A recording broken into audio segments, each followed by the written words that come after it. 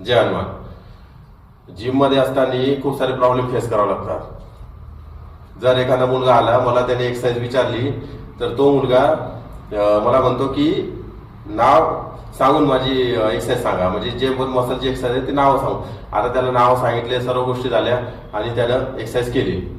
Second वेळेस त्याच मसलची जेव्हा एक्सरसाइज रिपीट होते, तेव्हा मी त्याला फक्त नाव सांगतो की बा ही एक्सरसाइज करायची आहे नाव घेऊन।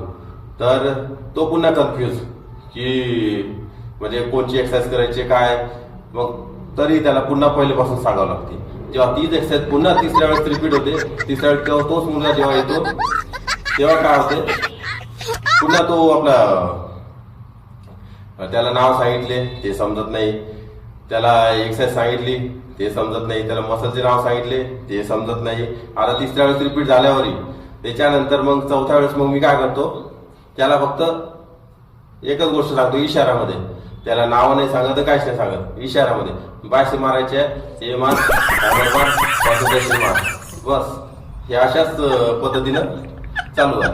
तर हे लक्षात ठेवा की आपलं माइंड जागृत ठेवा। माइंड मध्ये जर तुम्ही हेडफोन टाकून बसाल तर तुम्हाला एक्सरसाइजच्या नावाबद्दल काहीच समजणार नाही आणि तुमची ग्रोथ पण होणार नाही। तर हे लक्षात ठेवा आणि हा व्हिडिओ अशा मित्रांना पाठवा की जे मी आता सांगितलंय लिस्ट